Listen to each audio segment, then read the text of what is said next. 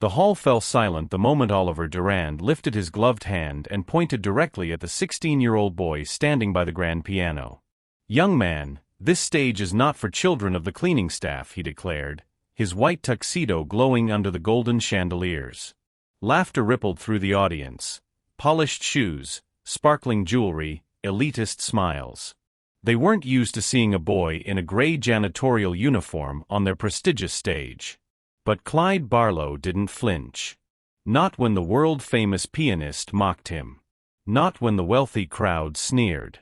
Not even when the man everyone worshipped tried to push him back into the shadows. Clyde had made his decision. Today he would play. And nothing, not Oliver Durand, not the crowd, not the humiliation, would stop him. If you're ready to enjoy this story, I humbly request you like and click subscribe. Also let me know in the comments where you're watching from, because tomorrow, I will be giving you another story just as amazing and heartwarming as this one. And you don't want to miss it. Now back to the story. The Royal Lyric Theatre smelled of wood polish and old velvet, since Clyde Barlow had known his entire life. At 16, he could navigate its corridors blindfolded, every creaking floorboard, every dimmer switch, every shadow that stretched across the ornate walls when the house lights dimmed. Clyde grabbed the extension ladder from storage, his father called from the orchestra pit. "Chandelier 3 is flickering again." Frank Barlow had worked at the Royal Lyric for 22 years. He'd swept these aisles through recessions and renovations, fixed lights during opening nights, and run cables. His hands were calloused, his back permanently bent from years of labor, but his eyes still sparkled with pride when he talked about his theater. Clyde hoisted the ladder onto his shoulder, his gray janitorial uniform, identical to his father's, already dusted with the day's work. Other kids his age were at football practice or hanging out at the mall. Clyde was here, and he wouldn't have it any other way. Not because he loved cleaning. Because of what happened after. The memory was seared into his brain, 3 years ago, wiping fingerprints from the Steinway's polished lid. His rag had slipped, and his finger had pressed down on a single ivory key. Middle C. The sound had resonated through the empty hall, pure and crystalline, and something inside Clyde had cracked open. He'd stood frozen, staring at that key like it held the secrets of the universe. Then he'd pressed another. And another. Frank had found him 20 minutes later, tears streaming down his face, hands trembling over the keys. "Dad," Clyde had whispered. It's like it's been waiting for me." From that night on, everything changed. Whenever Frank took late shifts, which was often, since overtime paid for Clyde's books and clothes, Clyde would slip into the shadows of the hall. He'd hide behind curtains during rehearsals, memorizing every movement of every pianist who graced that stage. His fingers would twitch in the darkness, mimicking their techniques, absorbing their artistry. But the one he studied most obsessively was Oliver Durand. The world-renowned virtuoso performed at the Royal Lyric twice a year, and each time, Clyde watched like a man possessed. Durand's technique was flawless. His fingers moved like water over the keys, executing impossible passages with mechanical precision. Yet something was missing. Clyde couldn't name it, but he felt it. Durand played perfectly, but there was a coldness to his music, an arrogance that crept into every note. He performed like a man proving a point rather than sharing a truth. Still, Clyde learned from him. Late at night, when the theater was empty and the only light came from emergency exits, Clyde would sit at that Steinway and practice what he'd absorbed. No sheet music. He couldn't afford lessons or books. Just memory, instinct, and an obsession that bordered on madness. His father knew, of course. Frank would find him sometimes, hunched over the keys at 2 a.m, and rather than scold him, he'd simply bring 2 cups of coffee and sit in the front row listening. "You've got something special, son," Frank had said once. "I don't understand it, but I see it." Clyde had smiled, but inside, his heart ached. What good was talent when you were invisible? When your uniform marked you as someone who cleaned up after the real musicians left? Now, as Clyde steadied the ladder beneath the chandelier, Frank climbed up with a replacement bulb. Big night coming up, Frank said, grunting as he unscrewed the dead bulb. The Grand Virtuoso Gala. We're covering double shifts. Half the staff called in sick. Clyde's heart quickened. Is Durand performing? Headlining, Frank replied. His new composition. Critics are flying in from everywhere. He glanced down at his son. You'll be running the lights with me. Stay focused, okay? No distractions. Clyde nodded, but his mind was already elsewhere. He'd heard Durand rehearsing that new piece last week, hiding as always in the shadows. It was ambitious, complex modulations, intricate harmonies. Beautiful. But Durand kept making the same mistake in the third movement, missing a crucial chord change. Clyde had noticed it immediately. Not that anyone would ever ask his opinion. He was just the janitor's son. The boy behind the curtain. The invisible one. The Royal Lyric Theatre transformed on gala nights. Crystal chandeliers blazed at full brightness, casting golden light across walls adorned with Baroque molding. Red carpet runners led from the entrance to the main hall, where white-gloved ushers guided guests to their seats. The air buzzed with expensive perfume, champagne, and barely concealed competition among the elite. Clyde stood backstage, adjusting his name badge, Clyde Barlow Facilities, and watching the parade of wealth through a gap in the curtain. Women in gowns that cost more than his father's annual salary. Men in tuxedos discussing stock portfolios and vacation homes. This was Oliver Durand's world. And right on cue, the maestro swept through the stage door like a white-clad storm.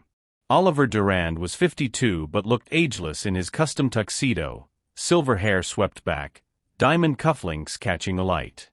He moved with the confidence of a man who'd never been told no, whose name opened doors and commanded reverence. The piano is 3 degrees too warm, he announced to no one in particular. Adjust the temperature immediately. A stagehand scrambled to comply. Clyde watched as Durand approached the Steinway, running his gloved fingers across its surface like a king surveying his kingdom. He didn't sit, not yet. First came the ritual, examining the bench height, testing the pedals, ensuring everything met his exacting standards. You, Durand snapped, pointing at a young stagehand. Your footsteps are too heavy. Walk more quietly or leave. The girl flushed crimson and hurried away. Frank appeared beside Clyde, carrying a toolbox. Don't stare, son. We've got work to do. But Clyde couldn't look away. Durand finally sat, and the transformation was instantaneous. His hands hovered over the keys for a breathless moment, then descended like birds of prey. The opening measures of his new composition filled the hall, powerful, technically dazzling, commanding attention. Clyde's eyes closed. He let the music wash over him, his fingers unconsciously moving in the darkness, matching every note, every dynamic shift. The piece was magnificent. Durand's reputation was well-earned, his technical ability was superhuman. But as the movement progressed, Clyde heard it again, that coldness, that emotional distance. Durand played like a mathematician proving a theorem rather than an artist bearing his soul. And then came the mistake. Third movement, measure 47. The piece called for a modulation from D minor to F major, a subtle shift that required a specific voicing. Durand played it in the parallel major instead, destroying the harmonic tension. Clyde's eyes snapped open. Not again. Durand continued, seemingly unaware of the error. He played through the passage, then stopped abruptly. From measure 40, he commanded himself, and began again. Same mistake. Clyde's jaw clenched. How could no one else hear it? The modulation was crucial. It set up the entire emotional arc of the final movement. Without it, the piece lost its meaning. Durand played through the section 3 more times, each time making the same error, each time growing more frustrated. The composition is flawed, he finally declared, standing abruptly. The progression doesn't resolve properly. A music director who'd been sitting in the front row nodded nervously. Perhaps we could adjust. I don't adjust, Durand said coldly. I compose perfection. If the notes don't cooperate, the fault lies with the instrument or the hall acoustics. Clyde bit his tongue so hard he tasted copper. During a break, Frank was adjusting a spotlight when Durand walked past, nearly colliding with him. Watch where you're going, Durand snapped. My apologies, sir, Frank said quickly, stepping aside. Durand looked him up and down, the gray uniform, the worn work boots, the name badge. The help should remain invisible during gala preparations. This is a professional environment. Frank's jaw tightened, but he nodded. Yes, sir. Clyde watched from the lighting booth, rage building in his chest. His father had worked in this theater for 22 years, had kept it running through countless performances, had more respect for this stage than Durand could ever comprehend. And Durand treated him like he was nothing. Easy, son, Frank said when he climbed up to the booth. He'd seen Clyde's expression. That's just how men like him are. They live in a different world. It's not right. Maybe not. But it's not our fight. Frank squeezed his shoulder. We do our job, we do it well, and we go home with our dignity intact. That's what matters. But as Clyde watched Durand return to the stage, acknowledging the applause of early arriving donors, he wondered if dignity was enough. If being invisible was really what mattered. If talent and passion meant nothing when you wore the wrong uniform. The gala would begin in 2 hours. Clyde adjusted the lighting board and tried to quiet the voice in his head that whispered, "You could play that piece better than he can. You could show them all."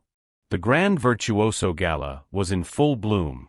800 guests filled the Royal Lyric Theatre, a sea of black tuxedos and glittering gowns.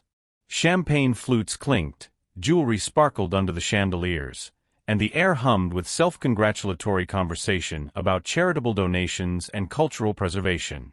Clyde stood in the lighting booth, hands on the controls, his father beside him managing the sound levels. From this vantage point, he could see everything: the stage, the audience, the invisible machinery that made the magic possible. Oliver Durand was the evening's grand finale, following a string quartet and a soprano whose voice could shatter glass. The anticipation was palpable. Critics had their notebooks ready. Recording devices were discreetly positioned. This performance would be reviewed in newspapers from New York to Vienna. When Durand walked onto the stage, the applause was thunderous. He bowed, not humbly, but with the practiced grace of a man accustomed to adoration. His white tuxedo gleamed under the spotlights Clyde had carefully positioned. The Steinway waited like a faithful servant. "Ladies and gentlemen," Durand said, his voice carrying effortlessly through the hall. "Tonight, I present the world premiere of my latest composition, Resonance in White. This piece explores the boundaries between classical structure and modern emotional expression." More applause. Clyde adjusted the spotlight intensity slightly, ensuring perfect illumination. Durand sat, hands poised. The hall held its breath. Then he began to play. The opening was breathtaking, cascading arpeggios that seemed to defy physics, each note crystalline and perfect. Durand's fingers moved with inhuman precision, drawing gasps from the audience. Clyde found himself leaning forward despite his intention to remain detached. Whatever his feelings about the man, Durand's technical mastery was undeniable. The first movement flowed seamlessly into the second. Durand's face was a mask of concentration, his body swaying with the music's dynamics. The audience was entranced. Then came the third movement. Clyde's hands tightened on the lighting board. Here it comes. Measure 47 approached. The crucial modulation. The shift that would set up the entire emotional resolution of the piece. Durand played the wrong voicing. Again. The same mistake he'd made in every rehearsal, the error that disrupted the harmonic progression and undermined the composition's architecture. "No," Clyde whispered. Frank glanced at him. "What?" But Clyde was no longer in the lighting booth. He was in the music, hearing what should have been, feeling the wrongness of what was. The modulation should go to F major with a suspended fourth resolving down. Instead, Durand played a parallel major chord that created harmonic stagnation rather than tension and release. "The modulation is wrong," Clyde breathed. His voice was barely audible. Just a whisper in the darkness of the booth. But the Royal Lyric Theatre had peculiar acoustics. Sound traveled in unexpected ways, especially from the elevated positions near the ceiling. Durand's hands froze mid-measure. The music stopped abruptly, the sudden silence shocking in its completeness. The maestro's head turned slowly toward the lighting booth, eyes narrowing. "What did you say?" His voice cut through the hall like a blade. Clyde's heart stopped. The audience rustled, confused, following Durand's gaze upward. "Boy," Durand said, standing from the piano. "Step forward where I can see you." "Clyde, don't," Frank whispered urgently. But it was too late. The silence demanded an answer. 800 pairs of eyes were searching the shadows. Clyde stepped to the railing of the booth, into the light. In his gray janitorial uniform with facilities printed across the chest, he looked utterly out of place in this gilded world. Laughter rippled through the audience. Nervous at first, then more confident as people recognized what they were seeing, one of the cleaning staff, visible when he should have been invisible. "I said." Clyde's voice cracked. He cleared his throat, tried again. "I said the modulation is wrong, sir. Measure 47. You're playing a parallel major when the composition calls for F major with a suspended fourth." The laughter grew louder. Durand's expression shifted from anger to something more dangerous, amusement. "A janitor's son is correcting me." He turned to the audience, arms spread wide. "Ladies and gentlemen, it appears we have a musical expert among the cleaning staff." The hall erupted. People weren't just laughing now, they were howling, tears streaming down faces, hands slapping knees. A few pulled out phones, recording this unexpected entertainment. Frank grabbed Clyde's shoulder hard. "Son, stop. Please." But Clyde saw something in that moment, something that crystallized every feeling he'd carried for 3 years. He saw Durand smirk, the audience's casual cruelty, the assumption that someone in a gray uniform couldn't possibly understand music. He saw his father's bent back and calloused hands, 22 years of invisible service. He saw every late night spent practicing in the shadows, believing he'd never deserved to touch that stage. And something inside him broke. Or perhaps it finally came together. "I'm not correcting you to be disrespectful," Clyde said, his voice stronger now. "I'm correcting you because the music deserves better." The laughter faltered slightly. Durand's smile widened, sharp as a knife. "How delightful. Tell me, boy, since you understand my composition so intimately, perhaps you'd like to demonstrate the correct way to play it." He gestured grandly to the piano, his tone dripping with mockery. The audience gasped, then burst into fresh applause, not supportive, but anticipatory, like spectators waiting for a gladiator to be fed to lions. Frank's grip on Clyde's shoulder tightened. "Don't do this. Please, son. Walk away." Clyde looked at his father, at the fear in his eyes, the protective desperation, the knowledge that this moment could destroy them both. Then he looked at the stage. At the Steinway. At Oliver Durand's smug, confident face. "I'll play," Clyde said. And he started walking toward the stairs.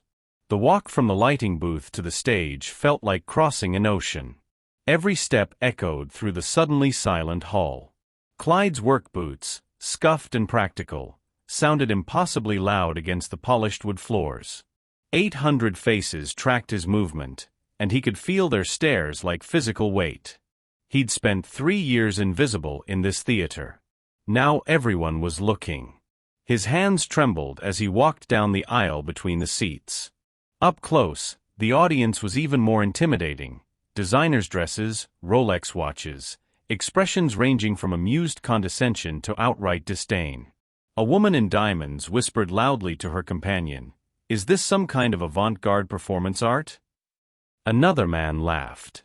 "The help providing entertainment. How novel." Oliver Durand stood beside the Steinway, arms crossed, his white tuxedo a stark contrast to Clyde's gray uniform. As Clyde climbed the stage steps, Durand's smile was that of a cat who'd cornered a mouse. "Ladies and gentlemen," Durand announced, his voice carrying easily through the hall, "it appears we have an unscheduled performance. Let's see what our young expert can do." He gestured to the piano with exaggerated courtesy, then stepped aside. The applause was mocking, slow claps, whistles, someone shouting bravo, with dripping sarcasm. Clyde reached the Steinway and stood before it. This instrument he'd touched in darkness 1,000 times, but never in the light, never with witnesses, never with permission. He pulled off his work gloves, tucking them into his pocket with shaking hands. The piano bench was still warm from Durand's body heat. Clyde sat, and the audience tittered at the sight. This boy in his work uniform, name badge catching the light, sitting where maestros sat. The Steinway stretched before him, 88 keys of possibility and judgment. His father stood at the back of the hall now, visible in the aisle, his face a mask of anguish and helpless love. Clyde met his eyes briefly, and Frank gave the smallest nod. "Do what you need to do, son." Clyde's hands hovered over the keys. His heart hammered so hard he could hear it in his ears, feel it in his fingertips. For 3 years, he'd played in darkness, with no audience but the ghosts of past performances. He'd taught himself from memory and obsession, with no teacher but his own desperate need. What if Durand was right? What if he was just a janitor's son playing pretend? What if he failed in front of everyone? Then, somewhere in the audience, a man called out, "Get on with it, boy. We haven't got all night." Laughter rippled again. And Clyde's fear transformed into something else. Into clarity. He knew this piece. He'd lived with it for weeks, listening to Durand rehearse it, analyzing it in his mind, understanding its structure more deeply than its own composer seemed to. His fingers descended to the keys. He didn't play from the beginning. Instead, he went straight to measure 40, right before the problematic section, the modulation that Durand consistently ruined. The opening notes flowed from his fingers, and the hall fell silent. Not mocking silence this time. Real silence. Surprised silence. Because what emerged from the Steinway wasn't the fumbling of an amateur. It was music, clear, controlled, precise.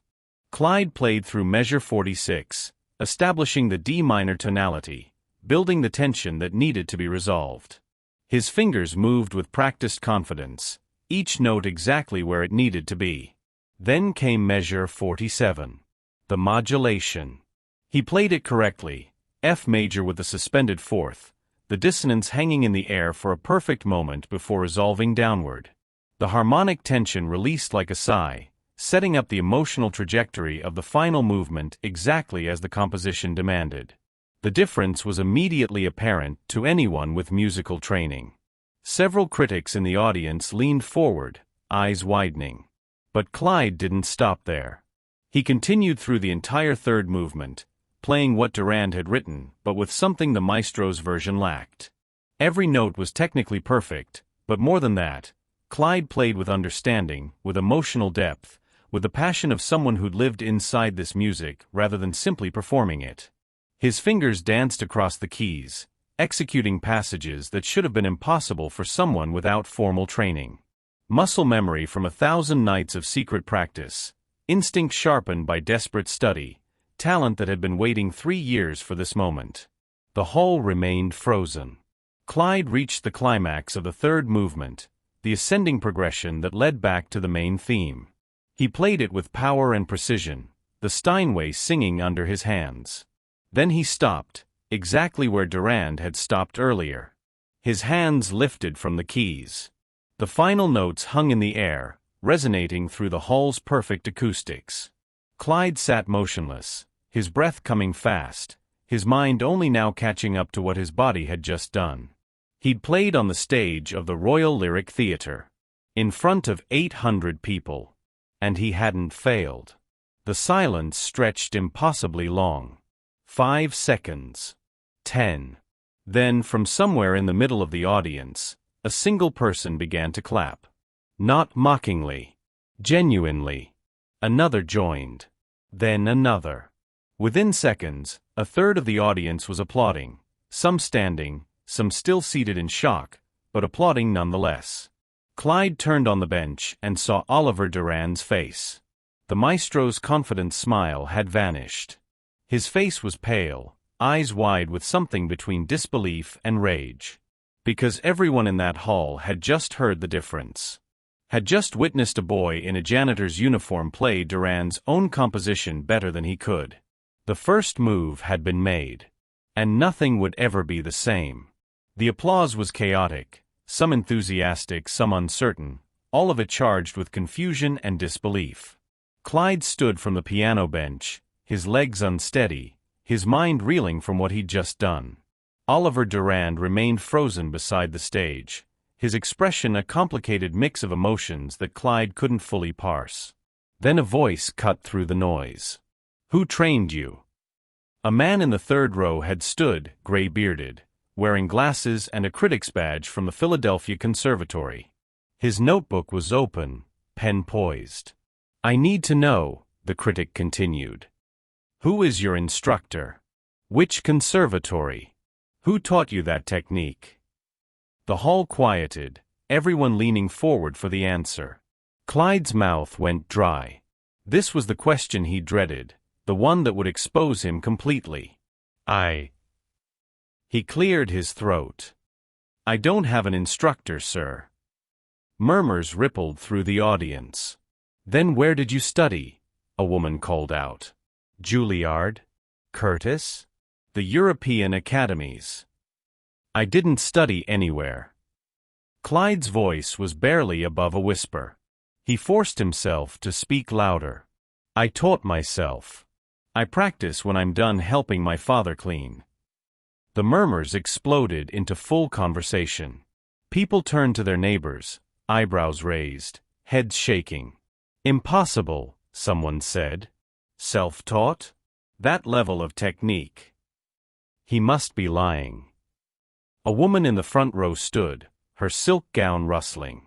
"Young man, you're saying you have no formal training whatsoever?" "No, ma'am." Clyde felt exposed, vulnerable. "I listen to the rehearsals. I watch from backstage. And late at night, when everyone's gone, I practice." "How do you practice without sheet music?" the Philadelphia critic demanded. "That piece is unpublished. How did you even know it?" "I memorize by ear," Clyde said. "I've heard Mr. Durand rehearse it maybe 20 times over the past month. I remember the patterns, the progressions, the way the harmonies should resolve." The hall erupted. 20 times, a donor exclaimed. "You learned that entire composition just from listening?" "A prodigy," someone whispered, the word spreading like wildfire through the audience. "Hidden behind a mop bucket," another voice added, and there was wonder in it now instead of mockery. Oliver Durand finally found his voice. "This is absurd."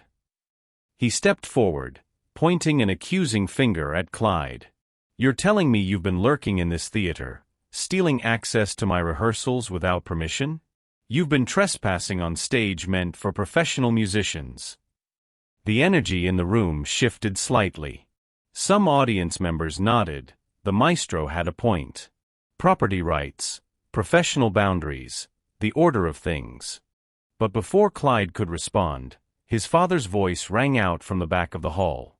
"With respect, Mr. Durand," Frank said, walking down the aisle with his shoulders squared, his work uniform identical to his son's, "my boy has never stolen anything. He stays late during my shifts, on his own time. He's never damaged the instrument or interfered with any performances." Durand whirled on Frank. "He's been accessing theater property without authorization. That's a breach of..." "Of what?" A new voice interrupted, clear and commanding. A woman stood in the front row.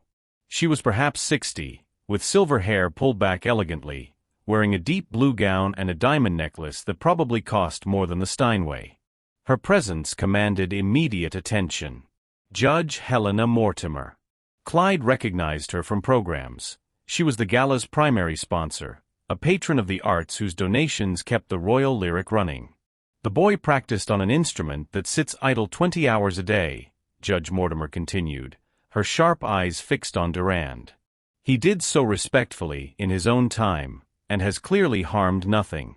I fail to see the crime. The crime is presumption. Durand's voice rose. Music at this level requires breeding, requires training, requires what? Judge Mortimer's eyebrows arched. The right bloodline? The proper pedigree? Silence crashed over the hall. Because, she continued, if that's truly what you believe, Mr. Durand, then you're admitting that talent is inherited rather than earned. That genius belongs to the wealthy rather than the worthy. Durand's face flushed. I'm saying that there are proper channels, proper institutions. That exclude boys like him? Judge Mortimer gestured to Clyde. Boys whose fathers work with their hands? Boys who wear the wrong uniform? The audience was riveted. Some faces showed agreement with the judge, others with Durand, but everyone was engaged. A younger woman in the audience stood. I'd like to know more about your process, she said to Clyde. How do you memorize? What's your practice routine? Clyde's voice was steadier now. I break the pieces into sections. I study the structure first, what key, what form, where the themes develop. Then I memorize by phrases, like learning language. I don't just memorize notes. I try to understand what the composer was thinking, what they were feeling. And you do this in darkness? An older man asked. Without sheet music?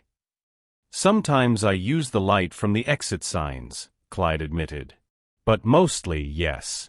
I can't risk turning on the stage lights. Someone might see from outside. Remarkable, the Philadelphia critic murmured, scribbling furiously. Another critic stood. The modulation you played, the correct one, showed sophisticated understanding of harmonic function. That's not something you pick up casually. I study theory when I can, Clyde said. The library has books. I check them out, read them during lunch at school. Let me understand this correctly, Judge Mortimer said, her voice carrying authority. You attend school, you work here helping your father, and in whatever spare time remains, you've essentially given yourself a conservatory education through observation and library books? Clyde nodded. And you're how old? 16, ma'am. The judge's expression softened with something like awe. Extraordinary. But Oliver Durand wasn't finished. His face had gone from flushed to pale, his hands clenched into fists. This is my gala, he said, his voice tight with barely controlled fury. My performance. My composition. I will not be upstaged by some cleaning boy who's memorized a few parlor tricks. The audience gasped at his tone. Frank started forward, but Judge Mortimer raised a hand, stopping him. Then prove it, she said calmly to Durand. Prove what? That he's just performing tricks. That your music requires more than he can give it. She turned to Clyde. Would you be willing to play again? Clyde's heart raced. Yes, ma'am. Durand's eyes glittered dangerously. Fine. But this time, we do it properly. A real test. He strode to the piano, his white tuxedo jacket flaring behind him. Play what I play, boy. Note for note. Prove you're more than just a mimic. The hall fell silent. This was no longer a gala performance. It was a duel. Oliver Durand stood beside the Steinway like a general surveying a battlefield. The warmth had completely drained from his demeanor, replaced by cold calculation and wounded pride. The rules are simple, he announced to the audience. I will perform a piece. He will attempt to replicate it exactly. We'll see if his little gift extends beyond memorizing my own composition. Judge Mortimer frowned. Mr. Durand, this is highly irregular. I was hired to provide tonight's entertainment, Durand interrupted smoothly. I'm merely ensuring the audience gets their money's worth. Surely you want to see the true extent of this boy's abilities. The challenge hung in the air. The audience was completely hooked now. This had transformed from a gala into something far more compelling. Phones were out everywhere, recording. Critics leaned forward in their seats. Frank looked ready to pull Clyde off the stage by force, but Clyde caught his eye and shook his head slightly. I can do this, Dad. What piece will you play? Judge Mortimer asked Durand. A cruel smile played at Durand's lips. Liszt. La Campanella. One of the most technically demanding pieces in the classical repertoire. A ripple went through the audience. Several musicians shook their heads. That's designed to humiliate him, the Philadelphia critic said to his neighbor, not bothering to whisper. Even trained pianists struggle with Liszt. Durand sat at the piano, adjusted the bench with precise movements, and flexed his fingers. He looked utterly confident. This was his element, his world, his moment to reassert dominance. Watch closely, boy, he said without turning around. Then his hands struck the keys. Applause. Ladies and gentlemen, I've been reviewing classical performances for 30 years. What we just witnessed is beyond prodigious. It's miraculous. This young man has a gift that occurs maybe once in a generation. Other critics nodded, some already typing on their phones, filing stories, sending videos, breaking what would become international news. A woman in the fifth row turned to her companion. Did Durand just discover him? No, her companion replied, looking at the program. I don't think Durand even knew he existed until tonight. What emerged was breathtaking and brutal. Liszt at his most virtuosic, a cascade of impossible notes played at breakneck speed. Durand's fingers flew across the keyboard, executing leaps and runs that seemed to defy human physiology. The piece was nicknamed La Campanella, the Little Bell, because of its bell-like tones in the upper register. Durand played it with aggressive precision, each note crystalline and exact, the tempo relentless. He navigated the treacherous passages without a single mistake, the repeated octaves, the enormous leaps, the passages that required fingers to cross at impossible angles. His technical mastery was absolute. When he finished, his hands lifted dramatically, and he stood to accept the thunderous applause. He turned to Clyde with undisguised triumph. Your turn, janitor's boy. Let's see you replicate that. The audience leaned forward collectively. This was impossible, they all knew it. Even if Clyde had somehow taught himself piano, even if he possessed natural talent, Liszt was different. Liszt required years of technical conditioning, of building strength and flexibility that couldn't be faked. Clyde walked to the piano on legs that felt disconnected from his body. He'd heard La Campanella before, of course. He'd listened to dozens of recordings, had watched it performed here in this very hall. But he'd never played it himself. The piece was beyond what he dared attempt in his late-night practice sessions. He sat at the bench, still warm from Durand's performance. The keys stretched before him, suddenly foreign and threatening. I can't do this, a voice whispered in his mind. He's right. I'm just a janitor's son. I don't belong here. But then he remembered something his father had said once, late one night when Clyde was frustrated with a difficult passage he couldn't master. Music isn't in your hands, son. It's in your heart. Your hands are just the messengers. Clyde closed his eyes for a moment. He thought about every late night he'd spent at this piano. Every rehearsal he'd absorbed from the shadows. Every page of theory he devoured from library books. Every moment he believed this was impossible, but practiced anyway. He thought about the look on Durand's face when he dismissed Frank as the help. He thought about being invisible his entire life. Then he opened his eyes and began to play. The opening notes of La Campanella rang out, those distinctive bell-like tones in the upper register. Clyde's hands found the patterns, the muscle memory he'd absorbed from listening translating into movement. The first impossible leap, from low octave to high bell tone, his hand flew across the keyboard and landed perfectly. The audience gasped. Clyde continued, navigating the treacherous passages with focused intensity. His technique wasn't as polished as Durand's fingers sometimes landed harder than necessary. His transitions between registers occasionally lacked the maestro's smoothness. But he was doing it. Measure by measure, leap by impossible leap, he was replicating what Durand had played. The repeated octave section, one of the most physically demanding passages, Clyde's hands hammered the keys with relentless precision. His wrists were beginning to ache, but he pushed through. The audience was no longer seated comfortably. People had risen to their feet, unable to believe what they were witnessing. "He's actually doing it," someone breathed. "Impossible," another voice countered. "He must have practiced this specifically. There's no way he could have known Durand would choose this piece." Clyde reached the climactic section, where the melody soared in the highest register while the left hand maintained a complex accompaniment pattern. His hands stretched across the keyboard, finding notes by instinct and memory. Sweat beaded on his forehead. His gray uniform felt constricting, his breathing labored.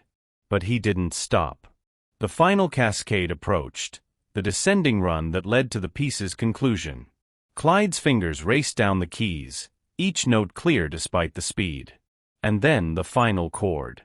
He struck it with both hands, letting it resonate through the hall. His hands lifted. Silence. Then pandemonium. The applause was deafening, genuine this time, shocked and enthusiastic. Half the audience was on their feet, some with tears in their eyes, others shaking their heads in disbelief. Extraordinary. A miracle. Did you see that? Did everyone just see that? The critics were scribbling frantically, phones recorded from every angle, and donors grabbed each other's arms in excitement. Clyde stood from the bench, trembling. His hands ached, his heart hammered, and he felt simultaneously exhilarated and terrified. He'd done it. He'd actually done it. Judge Mortimer was on her feet, applauding with slow, deliberate claps, a smile of genuine wonder on her face. But Clyde's eyes found Oliver Durand. The maestro stood frozen beside the stage, his white tuxedo no longer gleaming but somehow diminished. His face had gone through several colors, red-white, now settling on a grayish pallor. For the first time in his celebrated career, Oliver Durand looked afraid. Because everyone in that hall had just witnessed the impossible. A self-taught 16-year-old boy in a janitor's uniform had just replicated one of the most technically demanding pieces in classical music after hearing it performed once. The Philadelphia critic stood, his voice carrying over the murmurs spread through the crowd. A hidden genius. Working as a janitor. Taught himself in secret. Oliver Durand felt the narrative shifting beneath his feet like sand. This was supposed to be his night, his triumph, his new composition cementing his legacy. Instead, he was being eclipsed by a boy who shouldn't even be on this stage. He watched as donors clustered around Judge Mortimer, gesturing excitedly toward Clyde. He saw critics comparing notes, their expressions animated. He noticed phones pointed not at him, but at the boy in the gray uniform. For 40 years, Oliver Durand had been the center of attention in rooms like this. He'd commanded stages, received standing ovations, been celebrated as one of the world's premier pianists. Tonight, for the first time, he was being forgotten. And he couldn't allow it. Enough. His voice cracked like a whip through the hall. The applause faltered, then died. Durand strode to center stage, his composure shattering. This is absurd. You're all acting like this boy has accomplished something remarkable, when all he's done is perform a cheap imitation. There was nothing cheap about that performance, Judge Mortimer interrupted coolly. He's a mimic. Durand's voice rose. A parrot repeating sounds. There's no artistry in memorization, no soul in replication. Funny, the Philadelphia critic called out. That's exactly what critics said about your performance last season in Vienna. Technically perfect but emotionally hollow, I believe was the phrase. A few uncomfortable laughs rippled through the audience. Durand's face flushed scarlet. How dare you? The boy played with more passion in 5 minutes than you've shown all evening, an elderly woman in the front row said. I've attended this gala for 20 years, Mr. Durand. Tonight is the first time I've been moved by a performance. More murmurs of agreement. Durand's carefully constructed world was collapsing. His hands clenched into fists, his breath coming fast and shallow. He turned to Clyde, and his expression was no longer arrogant or amused. It was murderous. You think you've won something tonight, boy? You think one performance changes anything? Clyde stood his ground, though his voice was quiet. I don't think I've won anything, sir. I just played music. You played MY stage. My piano. In MY concert hall. This isn't your concert hall, Frank Barlow's voice rang out as he walked down the aisle. I've worked here for 22 years, and I've never once heard you say thank you for the lights that illuminate you, the floors you walk on, or the stage you claim is yours. The audience was riveted. Frank reached the stage and stood beside his son. My boy has more respect for this theater in his little finger than you've shown in all your performances combined. How dare you speak to me? I dare, Frank said simply, because for once in your life, you're not the most important person in the room. And you can't stand it. The hall held its breath. Oliver Durand's mask finally, completely shattered. Get out, he screamed, jabbing his finger at both Barlows. Both of you. You don't belong here. This is MY World, my stage. I am Oliver Durand, and you are nothing. A cleaner and his boy playing pretend at being musicians. The venom in his voice shocked the audience into complete silence. You will never be more than what you are. Durand continued, his voice breaking. No matter what parlor tricks you perform, you will always be the janitor's son, mopping up after your betters, dreaming of a world you'll never enter. Clyde felt the words like physical blows. His father's hand found his shoulder, gripping tight. But before either could respond, Judge Helena Mortimer rose from her seat. And when she spoke, her voice was cold as winter steel. Mr. Durand, she said, that is quite enough. Judge Helena Mortimer stood in the front row, and though she was a full foot shorter than Oliver Durand, her presence dominated the room. In 30 years as a patron of this theater, she said, her voice cutting through the shocked silence, I have never witnessed such a disgraceful display. Durand's chest heaved, his white tuxedo disheveled from his outburst. Judge Mortimer, I am not finished speaking. Her words were precise as a scalpel. You have just publicly humiliated a 16-year-old boy whose only crime was possessing talent you cannot comprehend and courage you have never needed to develop. That boy trespassed. That boy, Judge Mortimer interrupted, practiced diligently on his own time, harmed no one, and tonight demonstrated more genuine musicianship than I've seen from you in a decade of performances.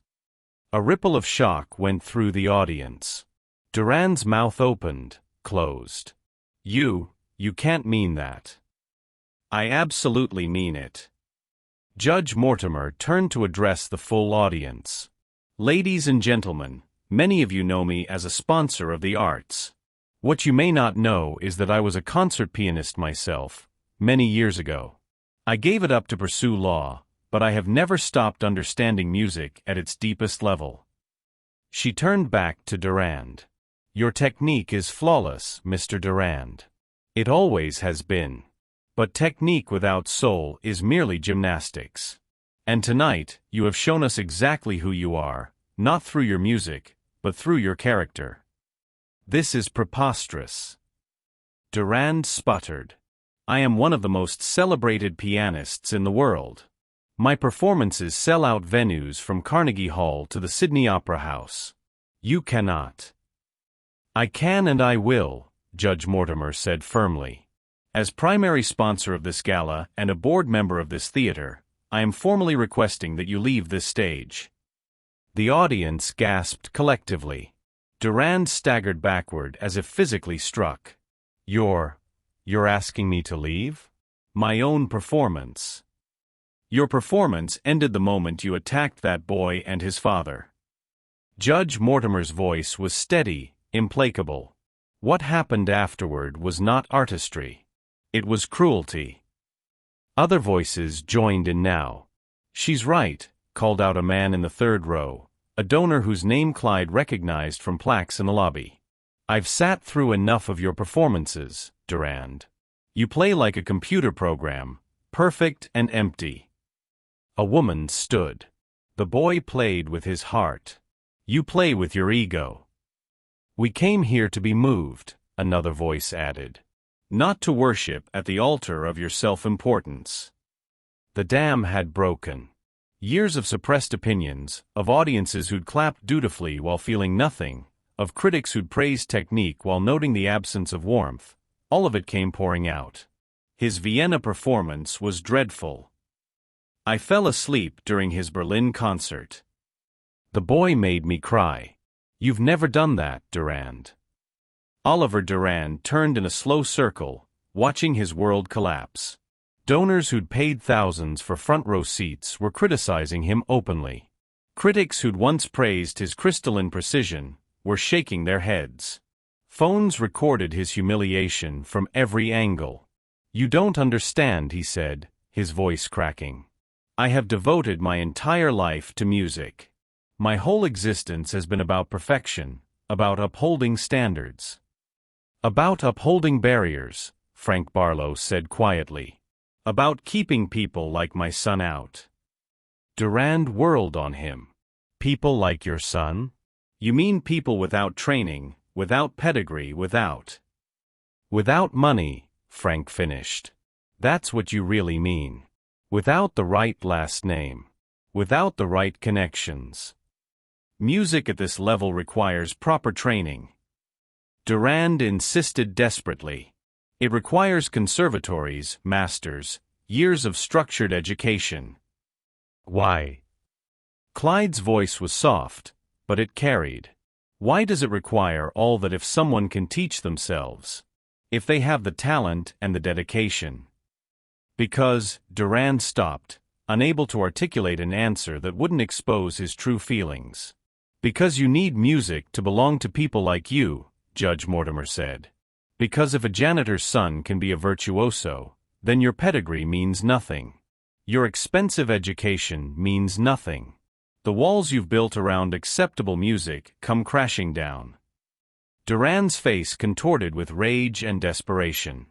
I am Oliver Durand. I have played for presidents and kings. I have recordings that have sold millions. My name means something. Your name means arrogance, the Philadelphia critics said, standing. And after tonight, when people search Oliver Durand, they won't find your accolades. They'll find videos of you screaming at a teenage boy who played circles around you. The truth of those words landed like a hammer blow. Durand pulled out his phone with shaking hands, began scrolling through social media. His face went pale. The videos were already viral. #Janitor versus maestro was trending. Clips of Clyde's performance had been viewed hundreds of thousands of times in the past 20 minutes. And worse, far worse, the footage of Durand's meltdown was spreading even faster. Comments scrolled by. Wow, the maestro is threatened. The boy is incredible. Durand showed his true colors tonight.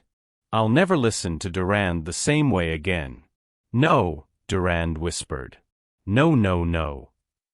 He'd spent 40 years building a reputation. 4 decades of performances, recordings, carefully cultivated relationships with critics and donors.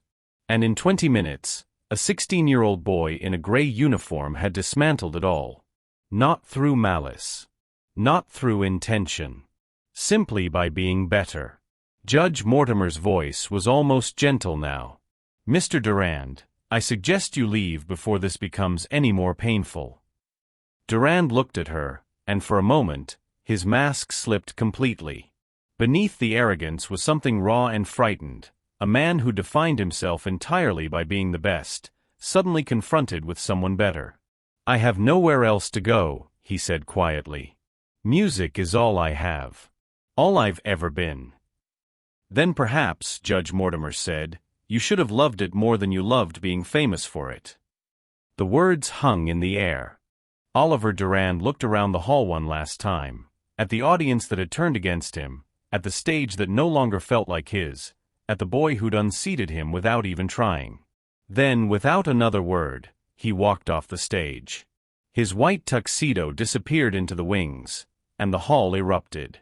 Not in applause for his exit, but in excited conversation, in the buzz of people who knew they'd witnessed something historic.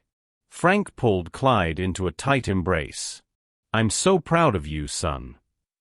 Clyde's hands were still shaking. Dad, I don't know what just happened. You happened, Frank said, his voice thick with emotion. You finally stopped hiding. Judge Mortimer climbed onto the stage, and the audience quieted. Ladies and gentlemen, she said, I believe we've had enough drama for one evening. But before we conclude, I have a question for young Mr. Barlow. She turned to Clyde. Would you play for us one more time? Not to prove anything. Not to compete. Just to play. Clyde looked at his father, who nodded encouragingly. Play whatever your heart tells you, Judge Mortimer said. Show us who you really are. Clyde walked back to the Steinway. This time, the walk felt different. Not defiant, not terrified. Just right. He sat at the bench and let his hands rest on the keys. He'd played Durand's composition to prove he understood it. He'd played Liszt to prove he could match technical mastery. But now? Now he would play for himself. For his father. For every late night spent in darkness, believing this moment would never come. His fingers found the keys, and he began to play the piece he'd been composing in his head for 3 years. The first notes that emerged from the Steinway were unlike anything the Royal Lyric Theatre had heard that night. Not Durand's composition with its complex harmonies. Not Liszt's virtuosic pyrotechnics. This was something entirely new. Clyde's composition, unnamed, unpolished, born from 3 years of midnight dreams and desperate longing, flowed from his fingers like water finding its course. It began simply, a gentle melody in C major, reminiscent of a lullaby. The opening theme was almost hesitant, like someone testing whether they were allowed to speak. The audience settled into their seats, the frenetic energy of the past hour softening into something more intimate. Clyde built the theme slowly, adding layers of harmony beneath the melody. His left hand established a rocking rhythm that felt like heartbeat, like the motion of his father's footsteps during their late-night shifts. The melody wandered through major and minor, never quite settling, always searching. It was the sound of watching performances from the shadows, of pressing your face against glass, of wanting something you believed you'd never have. Frank Barlow stood at the side of the stage, tears streaming down his face. He recognized the rhythm. It was the same cadence as their shared footsteps, walking home from the theater at midnight, Clyde humming melodies he'd absorbed. The piece modulated into D minor, and the tone shifted. The melody became more urgent, the harmonies darker. This was frustration, anger at invisible barriers, the rage of talent trapped in the wrong circumstances. Clyde's fingers pressed harder into the keys. The bass notes rumbled like thunder, while his right hand played rapid ascending scales that felt like questions being shouted into the void. Judge Mortimer leaned forward in her seat. This wasn't just music, it was autobiography. Every measure told a story of struggle, of dreams deferred, of nights spent practicing in darkness while the world slept. The tension built to a climax, harsh chords, dissonant intervals, the musical equivalent of beating against locked doors. Then, suddenly, silence. A rest that lasted 3 full beats. In that silence, the audience held its breath. When Clyde's hands descended again, everything had changed. The melody returned, but transformed, now in E major, bright and radiant. The hesitant questioning of the opening had become confident declaration. The same theme, but played with power and certainty. This was the sound of sitting at this piano tonight, of making the choice to step forward, of refusing to remain invisible. The harmonies soared, rich and complex. Clyde's hands moved across the keyboard with increasing confidence, no longer hiding behind technique, but using it to express something raw and true. He incorporated elements he'd learned from every performance he'd witnessed: Chopin's lyrical beauty, Rachmaninoff's sweeping romanticism, Bach's mathematical precision, but filtered through his own lens, his own experience, his own truth. The Philadelphia critic was crying openly now, not bothering to hide it. In 30 years of reviewing performances, he'd heard technical mastery countless times. But this was different. This was a human soul laid bare in music. A woman in the 5th row clutched her husband's hand. "He's telling us his story," she whispered. The piece built toward its conclusion, all the themes weaving together: the gentle opening melody, the dark frustrated middle section, the triumphant transformation. They coexisted now, harmonizing in ways that shouldn't work but somehow did. Because that's what life was, Clyde's music said. All those contradictions at once: hope and fear, struggle and joy, darkness and light. In the final measures, Clyde's hands spread wide across the keyboard, playing a chord progression that climbed higher and higher, reaching towards something just beyond grasp.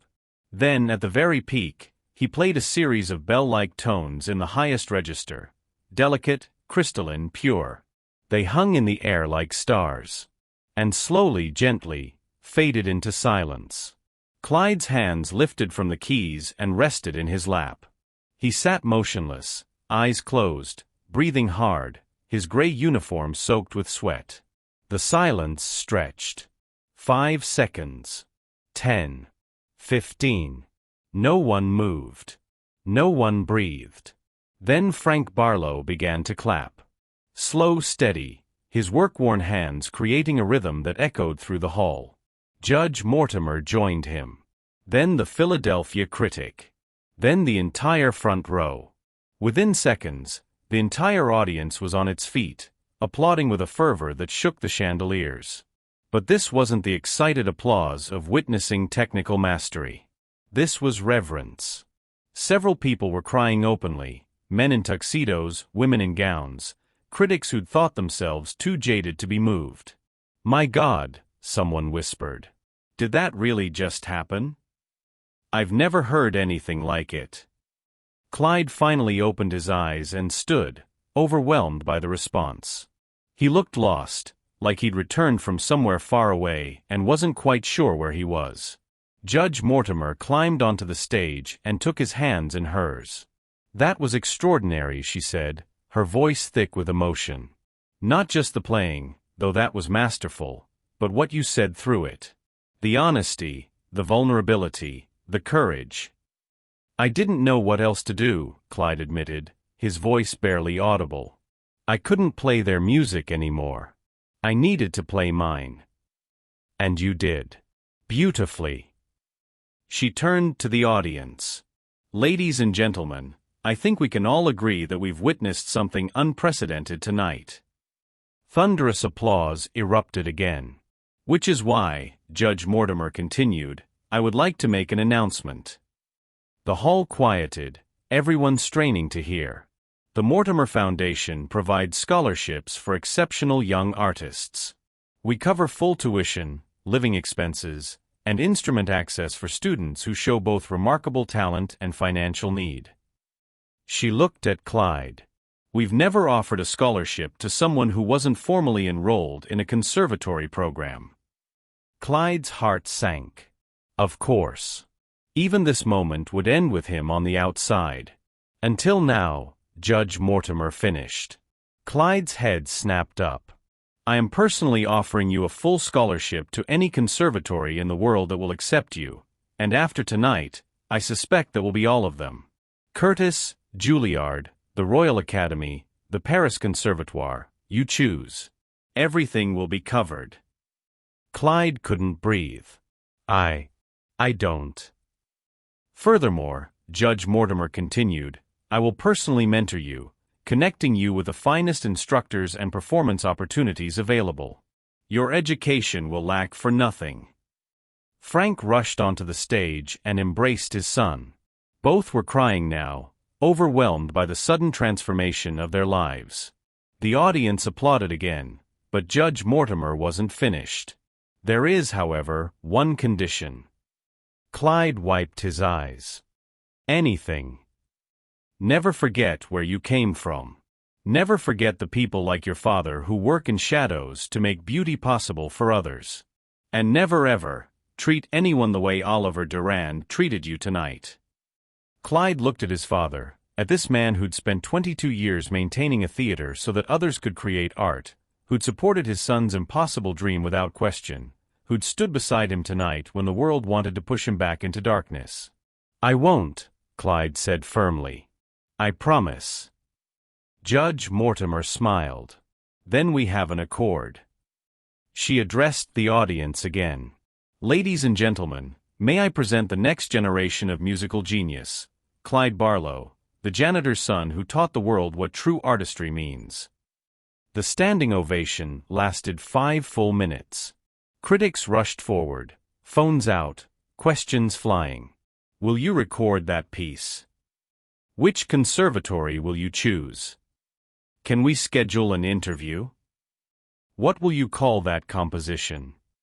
Clyde fielded questions in a daze, his father's steady hand on his shoulder anchoring him to reality.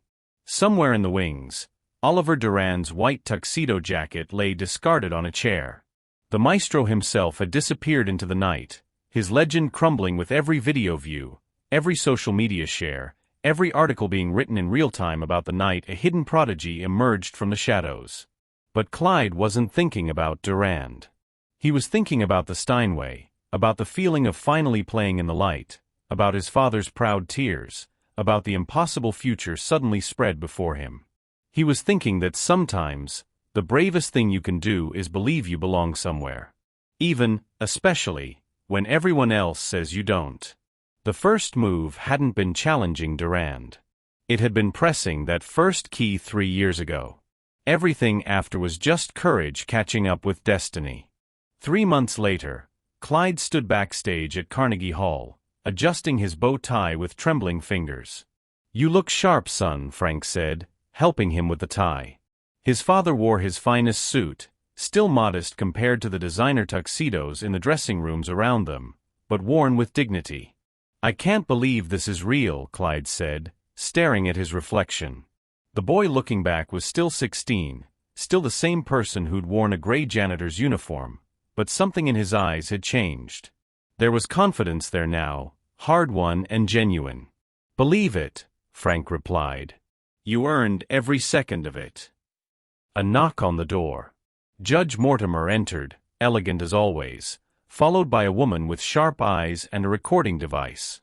Clyde, this is Rebecca Chun from the New York Times. She'd like a quick word before you go on. The interview was brief but pointed. 3 months ago, you were unknown, Rebecca said. Now you're performing at Carnegie Hall, enrolled at Curtis, and trending online every day. How has your life changed? Clyde considered the question carefully. Everything's different, but also nothing is. I still practice every day. I still study theory. I still try to understand music more deeply. The venue changed, but the work didn't. And Oliver Durand? The question everyone always asked. I hope he's well, Clyde said honestly. What happened that night wasn't about destroying him. It was about refusing to be destroyed myself. Rebecca scribbled notes. He's reportedly retired from public performance. His management claims he's focusing on composition, but industry insiders say his reputation never recovered. Clyde felt a complicated swirl of emotions. He hadn't wanted to ruin Durand's career, he just wanted to play. Music has room for everyone, Clyde said finally. It doesn't require anyone to fail for someone else to succeed. After the interview, Frank and Clyde had a moment alone. You nervous? Frank asked. Terrified. Good. That means you care. Frank gripped his son's shoulders. Remember, you're not playing to prove anything tonight. That's already done. You're playing because you love it. Because it's in your bones. Because you can't imagine doing anything else. Clyde nodded, feeling the truth of those words settle into his chest. A stage manager appeared. 5 minutes, Mr. Barlow. Mr. Barlow. Not the janitor's son anymore. Not the help. Just his name, spoken with respect. They walked to the stage entrance together. Through the curtain, Clyde could hear the audience settling. Sold out, every seat claimed, people who'd paid hundreds of dollars for the chance to hear the prodigy who'd emerged from shadows. I'll be in the front row, Frank said, embracing his son. Right where I can see you. Dad. Clyde pulled back, meeting his father's eyes. Thank you. For everything. For staying late so I could practice. For believing in me when no one else did. For standing beside me that night. Frank's eyes glistened. That's what fathers do, son. We clear the path and then we watch you walk it. The stage manager returned. Mr. Barlow, we're ready. Clyde walked through the wings and onto the Carnegie Hall stage. The audience erupted in applause before he'd played a single note. He saw Judge Mortimer in the second row, beaming with pride. He saw his instructors from Curtis, their faces expectant and encouraging. He saw critics from major publications, their notebooks ready. And in the front row, directly center, he saw his father. Frank Barlow, whose calloused hands had maintained countless stages but never stood upon them, whose 22 years of labor had made moments like this possible for others, who'd raised a son to believe that talent mattered more than pedigree. Clyde sat at the Steinway, a 9-foot concert grand, the finest instrument he'd ever touched. He placed his hands on the keys and closed his eyes for a moment, remembering the first time he'd pressed middle C in the Royal Lyric Theatre. How that single note had changed everything. Then he began to play. The program was ambitious. Beethoven's Pathetic Sonata, Chopin's Ballade No. 1, Rachmaninoff's Prelude in G minor, and for the finale, his own composition, now titled The First Move. He'd refined it over the past 3 months, adding layers and complexity, but its heart remained unchanged. It was still the story of a boy who'd watched from shadows and dared to step into light. The performance lasted 90 minutes, and when the final notes of the first move faded into silence, the audience didn't just applaud. They roared. Standing ovation. Flowers thrown onto the stage. Critics on their feet, some wiping tears, all knowing they'd witnessed the beginning of something extraordinary. Clyde stood and bowed, overwhelmed but grounded by his father's steady presence in the front row. This wasn't the end of his story. It was barely the beginning. But it was confirmation that the choice he'd made 3 months ago, to stand up, to challenge the assumption that he didn't belong, to play despite the mockery, had been the right one. Epilogue. The headlines the next morning were unanimous. The janitor's genius triumphs at Carnegie Hall. Clyde Barlow's Carnegie debut, A Star is Born. From backstage to center stage, the prodigy who refused to stay hidden. In a small apartment in Vienna, Oliver Durand saw the headlines on his tablet and closed it slowly. He hadn't performed publicly since that night at the Royal Lyric Theatre. The videos of his meltdown had accumulated millions of views. His bookings had evaporated. His recordings had been removed from featured playlists. He'd spent 3 months in isolation, alternating between rage and despair. But lately, something had begun to shift. He'd started composing again, not for performance, not for acclaim, but because he'd remembered why he'd started playing in the first place. Before the fame, before the arrogance, there had been a boy who'd loved music for itself. He'd forgotten that boy. Clyde Barlow had reminded him. Durand opened his tablet again and watched a clip of Clyde's Carnegie Hall performance. The boy's technique had improved. Proper training had refined his raw talent. But what struck Durand was what hadn't changed: the emotional honesty, the vulnerability, the sense that Clyde played because he had to, not because he wanted to be famous. Durand closed the tablet and walked to his piano, a modest upright, nothing like the concert grands he'd once commanded. He sat and began to play. Not for an audience. Not for critics. Just for himself. For the first time in 40 years, Oliver Durand played music because he loved it. It would be a long road back, if there even was a road back. But perhaps that wasn't the point. Perhaps the point was simply to remember why it mattered. Meanwhile, in Philadelphia, Clyde returned to the Royal Lyric Theatre. It was Sunday afternoon, and the theatre was closed. But Frank still had keys, and he'd brought his son back to where it all began. They walked through the empty halls together, their footsteps echoing as they had for years. "You miss it?" Frank asked. "The cleaning, the late shifts." "Sometimes," Clyde admitted. "Not the work exactly, but the quiet. The feeling of the theater when it was just ours." They reached the stage, and Clyde walked to the Steinway, the same piano where he'd pressed that first key, where he'd practiced in darkness, where he'd faced down Oliver Durand. "Will you play something?" Frank asked, sitting in the front row. Clyde sat at the bench and let his hands rest on the familiar keys. He didn't play Beethoven or Chopin or even his own composition. Instead, he played something simple, a folk melody his father used to hum while they worked, transformed into a gentle piano arrangement. It wasn't complex. It wasn't impressive. But it was honest. When he finished, Frank was smiling through tears. "That was beautiful, son." "I learned from the best," Clyde said. "You taught me that every job matters. That dignity isn't about what you do, but how you do it. That love, for music, for work, for family, is what makes anything meaningful." Frank climbed onto the stage and embraced his son. "I'm proud of you," he said. "Not because you're famous now. Because you're good. Because you chose courage over comfort. Because you proved that talent and passion matter more than pedigree or privilege.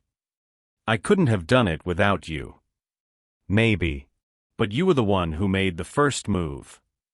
They stood together on that stage, father and son, in the empty theater where dreams had been born. Outside, the world was waiting: conservatories, concert halls, critics, audiences, the whole machinery of a musical career. But in this moment, in this quiet space, it was just them. The janitor and his son. The man who'd cleared the path and the boy who'd walked it. Together. The story of Clyde Barlow would be told and retold for generations.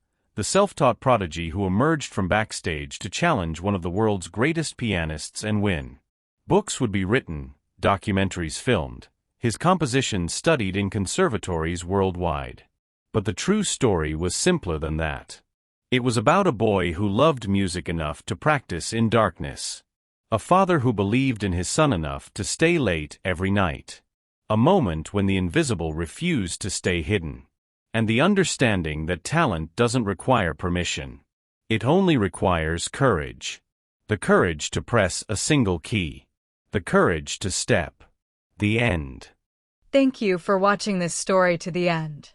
If you enjoyed this story, do subscribe to our channel because your support keeps the team going, and stick with us because we have many more where this came from. More intriguing and more amazing stories as you can ever imagine. So do check it out and enjoy.